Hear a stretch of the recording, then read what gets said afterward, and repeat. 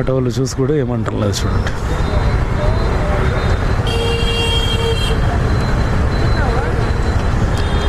$104.